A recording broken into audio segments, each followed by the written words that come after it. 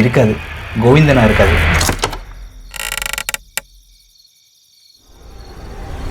தம்பி, என் புருஷன் கோவிந்தன் வந்தா இந்த கருவாடு குழம்பு குத்துறியாப்பா?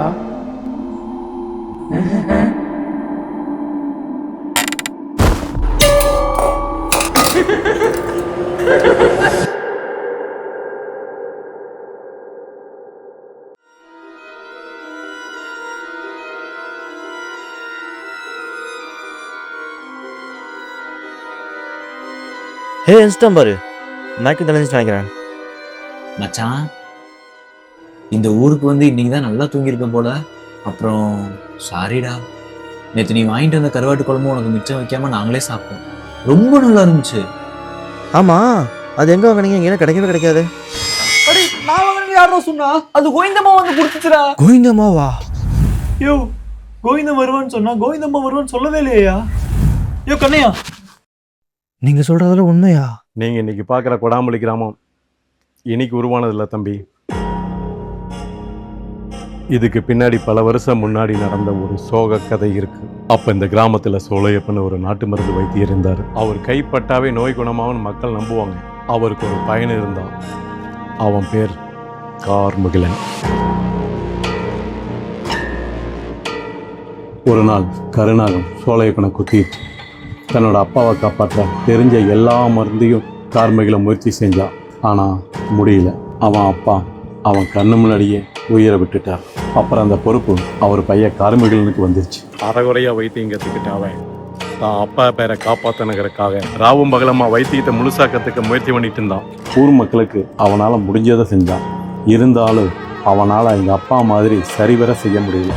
6 மாதம் கழிச்சு ஒரு நாள் உடம்பு முடியாமல் வைத்தியத்துக்காக வந்த கோவிந்தம்மாவை அவனால் குணப்படுத்த முடியாமல் தவிச்சான். அதை கோவிந்தம்மா கவனிச்சுட்டே தான் இருந்தாங்க. எப்படி குணப்படுத்திடலாம், நீங்க கவலைப்படாதீங்க. அந்த நேரத்தில் தான் கிராமத்துக்கு அரசாங்கத்திலேருந்து புதுசாக ஒரு டாக்டர் அனுப்பிச்சி வச்சாங்க. அவர் தான் டாக்டர் சீனிவாசன்.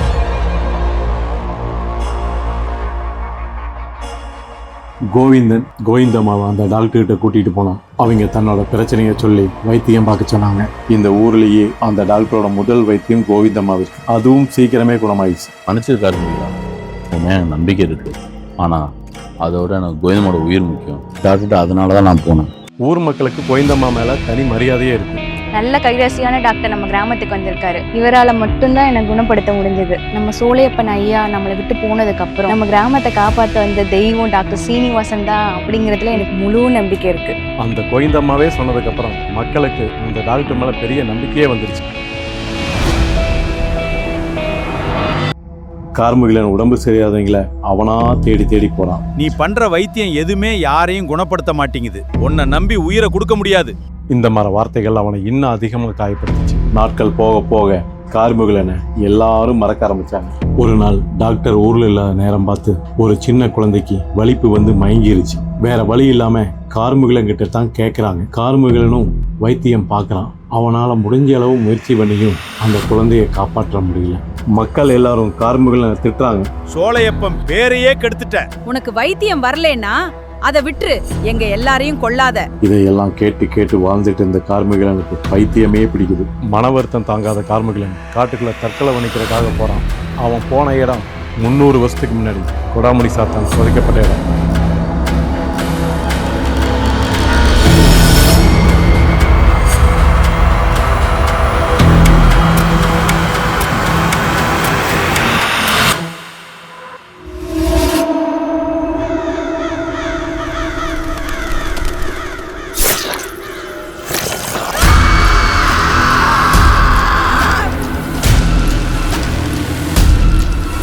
வந்து உதவி பண்ணுங்க.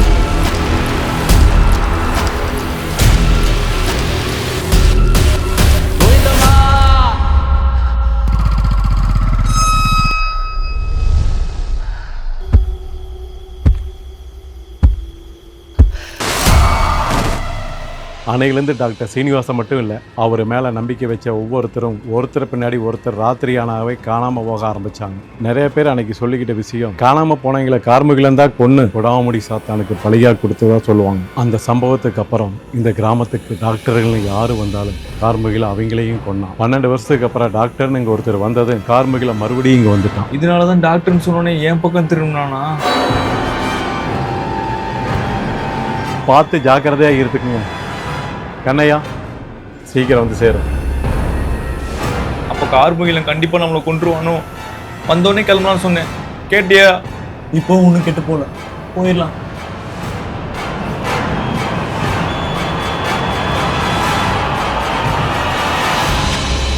தேவா எங்க போற? கோவிந்த வீட்டுக்கு. இதுக்கு மறுபடியும் அந்த வீட்டுக்கு நேற்று கூட்டிட்டு வந்தேன்ல, அதான் கோவிந்தம்மா வெளியே வந்துருக்குறா. அதனால திறந்துட்டு வந்துடலாம். ஏதோ தேவையில்லாத வேலை பாக்குற மாதிரி இருக்கு. கோவிந்த நல்லவன்டா. வேணாண்டா, கோவிந்தம்மா கொன்றுவாங்க.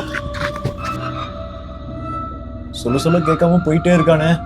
டேய் இல்லடா, ஏன் அந்த அமானுஷ இடத்துக்குலாம் வந்து எதை பண்ணக்கூடாதுன்னு சொன்னா அதே பண்ணி தொலைறீங்க. என்னடா பண்ண நானு? நீ எதுவும் பண்ணல. கண்ணை யாராவது வந்து கதை திறக்காதுன்னு சொல்லி போய் கதை திறந்தது. கோவிந்தன் கூட அவன் பொண்டாட்டியை பார்க்க போனது. மறுநாள் பைக் எடுக்க போறேன்னு சொல்லி கோவிந்தனை அடிச்சு போட்டதும் இல்லாம அவனை கொண்டு போய் அவன் வீட்லயே பூட்டி வச்சது. கோவிந்தம்மா வந்தப்போ மறுபடியும் கதை திறந்தது. அதோட விட்டியா அவங்க கொடுத்த கருவாட்டு குழம்பையும் வாங்கி வச்சிருக்க. இவ்வளவும் பண்ணிட்டு என்ன பண்ணேன்னு கேக்குறேன். அகட்டகள் எடுத்து வச்சா அறுப்பட்டு தான் சாவான். நீ சாக போறியா? நீ சாகாம இருக்கா என் கூட வா. என்ன சொல்றான் அவன்? நல்ல வேலை இந்த பழமொழிக்கு அர்த்தம் என்னன்னு கேட்கல. இருடா வந்து தொலைறான். வீட்டை விட அப்படின்னு கோவிந்தம்மா திறந்து விட்டுருப்பா.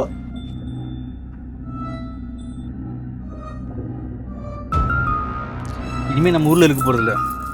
ஒருவேளை கோவிந்த மனுஷனா இருந்தா அவன் சாகிறதுக்கு நம்ம காரணமா இருக்கக்கூடாது. ஒருவேளை பேயா இருந்தா நம்ம தான் சாகணும். அப்பாடா இருக்கான். ஏய் வாடா. நேத்து மயங்கணும் இன்னும் எந்திரிக்கலையா? இல்ல நான் அடிச்சதுல செத்துட்டானா? இங்க பாரு, நம்ம வந்து கதவை திறந்துச்சு. இதுக்கப்புறம் இந்த ஊர்ல ஒரு நிமிஷம் கூட இருக்கக்கூடாது. வா கிளம்பலாம் வா. என்ன பாத மாதிரி வேற இடத்துல நடந்து வந்துட்டு இருக்கோம். கருவாடு குழம்பு வாட அடிக்குது. கருவாடு குழம்பு ஸ்மெல் அடிக்குதுடா. இங்க நம்ம வந்திருக்கவே கூடாது. இதை தானடா இங்க வரதுக்கு முன்னாடி தான் சொல்லிட்டு இருக்கேன். படக்கணும். என்ன வயிறு வலிக்குது? வயிறு வலிக்குதுடா. கரெக்டான பாதையில போன பிரச்சனை வர வாடா போயிடலாம். ரொம்ப வலிக்குது மாப்ள, முடியல. கத்தாதடா, என்கிட்ட ஒரு டேப்லெட் இருக்கு மாப்ள. நீ டேப்லெட் கொடுத்தா நான் பேசிட்டு கார் மயில வருவா. கார் மயில வராத. கார் மயில வந்துறோம். கத்தாத மச்சான் ப்ளீஸ். எனக்கு டாக்டரோட இது எதுவும் தெரியல. நான் டேப்லெட் கொடுக்கலடா. போதுமா? இந்த கர்மம் கட்ரவி. ஏண்டா இத்தனோட வாளியில இவ்வளவு கருவாடா இருந்துச்சு? மாப்ள குழம்புல 4 பீஸ் தானே இருந்துச்சு. இவ்வளவு கருவாடு எப்படின்னு உன்னை யாராவது சாப்பிட சொன்னா? கண்ணையா.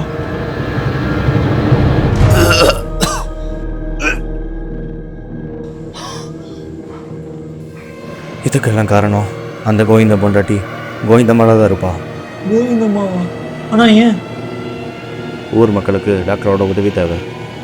கார்மிலுக்கு டாக்டர் உயிர் தேவை. டாக்டரோட உயிர் மட்டும் இல்ல, அவர் பார்க்கணும்னு நினைக்கிற பேஷண்டோட உயிர் தான். இப்போ என்னடா பண்றது?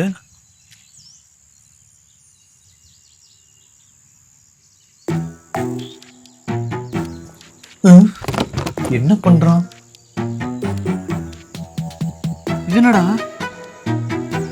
அங்கிள் என்கிட்ட கொடுத்ததுடா. எதுக்கு? அங்கிள் ஆபத்து வரும்போது யூஸ் பண்ண சொன்னாருடா. லூசு, நம்ம வந்ததுல இருந்து ஆபத்துல தான்டா இருக்கோம். எனக்கு சுத்தமா ஞாபகமே இல்லடா. என்னடா முழிக்கிற? இதை வச்சு எப்படி யூஸ் பண்றது? குறையும் சார். யாருக்கு ஃபோன் பண்றான்? எடுங்க அங்கிள், ஃபோன் எடுத்துருங்க அங்கிள். அங்க போய் ஆடிட்டு இருக்கிறான், என்னமோ பண்றான். எடுக்க மாட்டாரா? டேய் பிடிச்சிட்டேன். என்னடா எப்படி யூஸ் பண்ண கண்டுபிடிச்சியா? என்னமோ சொன்னார்ரா, ஆனா என்ன நான் வர மாட்டேங்குதுடா. என்ன பண்ண? தள்ளி எனக்கு ஏதோ ஆயிருப்போது.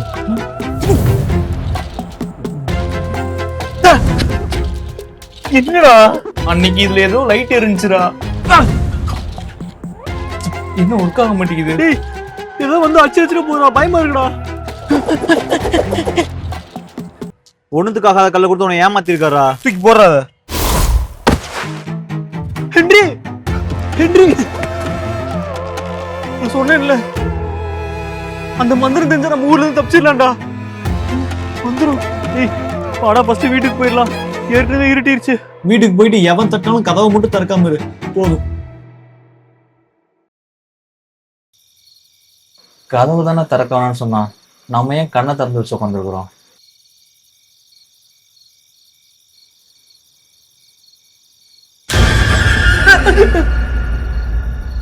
ஏன்டா இப்படி உட்காந்துருக்குற? எவனாவது கதவை தட்டினா நீ எப்படியும் போய் திறந்துருவ. அதான் முடிச்சே உட்காந்துருக்க. என்ன சத்தம்? நீரு.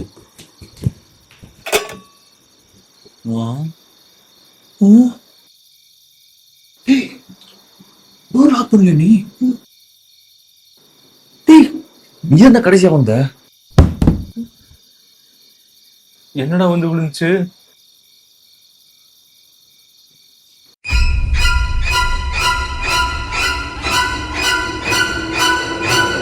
என்னையா